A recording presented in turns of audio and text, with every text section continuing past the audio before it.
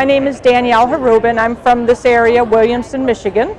I breed Rex. I currently have Reds and Otters. When we started out with our Reds, there were very limited Reds to find.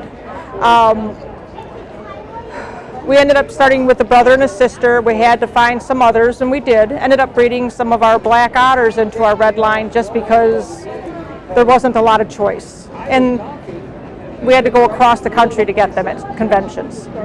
So we've concentrated on our coats and our type. I've had these since about 2005, 2006, and we have really good coats and good type overall. What we don't have yet is the red color, or I don't have the red color, and that's just because I have not made it the priority. Per our standard, the red color should be all around the rabbit, on the belly, the back, and you should not, the red color on the belly should be the same color as on the back. I've never seen a red Rex that color. I've been told by some of the old timers that they have seen them, but that must have been many years ago. So it almost feel like more like a Trianta? Yes, it should look like yes, the same color, or what I understand, basically the same color. I because I've concentrated on the type and the fur, I only breed red to red. That's the way it's been for about, I'd say, 10 years now. Sometimes I will get young that are 8 to 10 weeks old with some red across the belly, but it always fades out by the time they're 3 or 4 months old. And part of that calling is, for me too, is the type and the fur. But I have a couple at home right now that's at 4 months still have that rufous across the whole belly. Not the color of the back, but still more than I've ever seen. They don't have the type, but I am going to work with them and see if I can bring some more rufous in. So an ideal looking red would actually have the red color. Yep. No lacing on the ears. I actually have a couple at home right now without any lacing on the ears, the black lacing.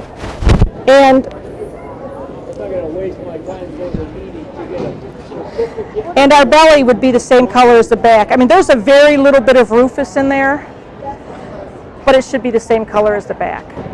If on some of my broken reds, I do get big red splashes across the belly that are the same color as the back, but I can't get it on solid. The genetics are very interesting. What do you find on on a red's coat, like compared to some of the other varieties of Rex? What do you feel like? Is it normally better texture? Is it better density? Is it better length? What's your personal opinion, or is it just normal? My reds right now have better overall coat than most of my otters, but I've heavily selected for it. So, I mean, you can see how much density there's. You can see it. So describe like an ideal coat would be for a Rex, for somebody that's never really, or that is just wanting to get into Rex. Like, what would that look like? You want it to be the same length. You don't want any guard hairs coming through. You want the evenness of the color. And when you put your hand in it, you want your handprint to disappear when it comes out. My coats are a little longer on the West Coast. They're shorter. Either one is fine. They don't want them too long. I was curious on that.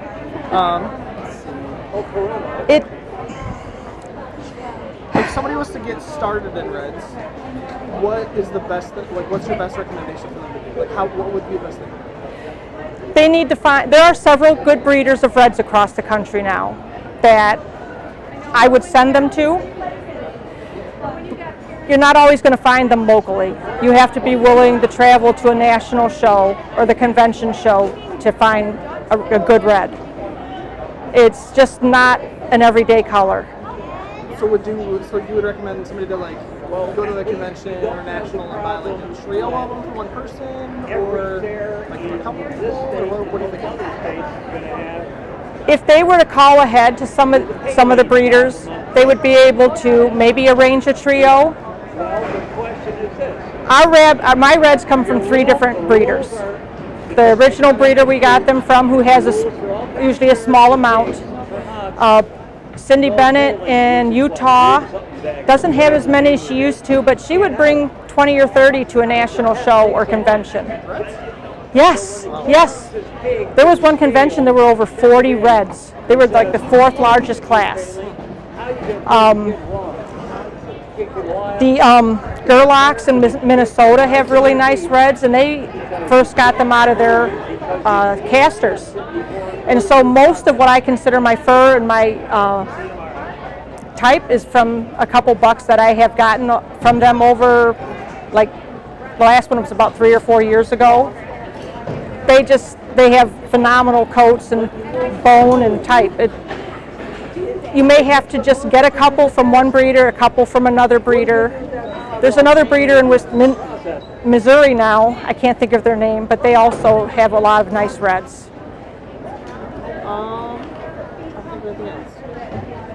When we first got our reds, there were none, like I said, there were none in Michigan. Renee helped us find some otters, but it took at least another year or year and a half. It's just a rare color.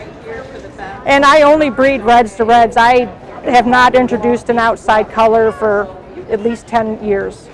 And the reason why you do that is because, well, I feel like I would have less of this lacing, and I actually have a clearer color. When we had some outcrosses with the otters and what were out of casters, you had more. It wasn't clear like this. It's a very clean color. Yes. Yeah.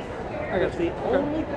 Also, when we had tries at one time, and the try also would ruin the color on the reds. The reds helped the try color, but they didn't do anything for the reds. So if you're doing reds, I recommend you just breed red to red.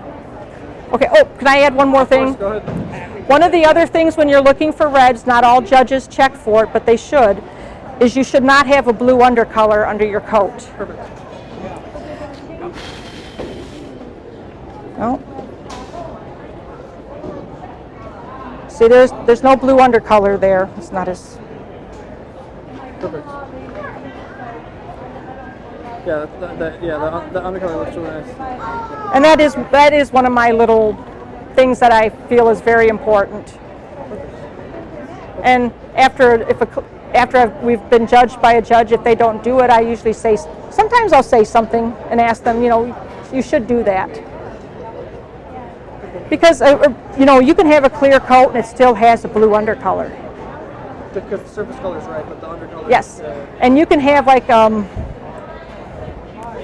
dirty red color that almost looks like an amber, and it could still have the correct color underneath.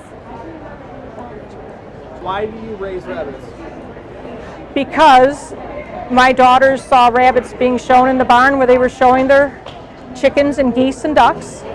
They wanted some, so our 4-H leader, Janet Bowers, who happens to show Dutch, recommended we go to the state 4-H show. We went there, they picked out the breeds they wanted. Gabrielle wanted to show Rex. We went to Renee's barn. My eldest daughter went, they got a doe and a buck, and about 4 months later they said, Mom, Renee says we should breed Lily and Racer. Well, here we are. And it's just a very good experience, a lot of good people. I like that.